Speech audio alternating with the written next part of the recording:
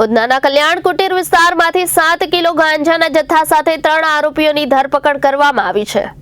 ઉધનાના કલ્યાણ કુટીર વિસ્તારમાંથી 7 કિલો ગાંજાના જથ્થા સાથે 3 આરોપીની ધરપકડ કરવામાં આવી છે। ઉધના સર્વેલન્સ ટીમને બાતમી મળી હતી તે આધારે આરોપીઓની ધરપકડ કરી કુલ મુદ્દામાલ ₹95,710 ની કબજે કરવામાં આવ્યો છે। આ સાથે 3 આરોપીઓની ધરપકડ કરવામાં આવી છે તેમજ એક જાડિયા નામના આરોપીને વોન્ટેડ જાહેર કરવામાં આવ્યો છે। ઉધના પોલીસને ઇન્ફોર્મેશન મળી હતી કે બીઆરસી વિસ્તારમાં કલ્યાણ કુટીર સોસાયટીમાં એક જગ્યાએ ગાંજાનો જથ્થો છે। એ બાબતને લઈને પોલીસે રેડ કરી હતી। આ રેડ દરમિયાન પોલીસને 7 કિલો અને 955 ગ્રામ એટલે આશરે 8 કિલો જેટલો ગાંજાનો જથ્થો મળી આવ્યો છે। આમાં પોલીસે 3 આરોપીની ધરપકડ કરી છે। એક છે સદાનંદ ઉર્ફે નીકુ બ્રજરાજ રાઉત, હર્ષ શત્રુઘ્ન પાટીલ અને બાબુ વિધાન શેટ્ટી, આ 3 વ્યક્તિની પોલીસે ધરપકડ કરી છે। જેમાંથી સદાનંદ અને બાબુ બંને ગંજામ ઓડિશાના રહેવાસી છે અને હર્ષ છે એ મહારાષ્ટ્રનો રહેવાસી છે।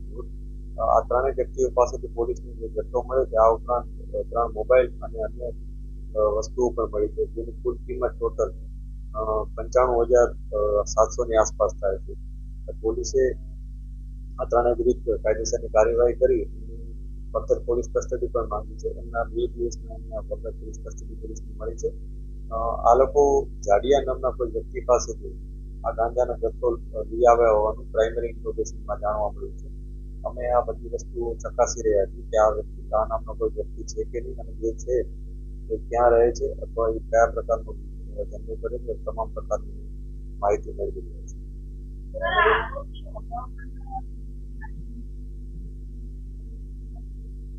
અત્યારે જે પ્રાઇમરી ઇન્ટ્રોગેશનમાં અગાઉ આ લોકોનો કોઈ ગુનાહિત ઇતિહાસ આ પ્રકારનો મળ્યો નથી, પરંતુ અમે ચકાસી રહ્યા છીએ। અન્ય પોલીસ સ્ટેશનમાં પણ અમે સંપર્કમાં છીએ કે એ લોકો પાસે કોઈ આવી માહિતી હોય અમને અવશ્ય આપે।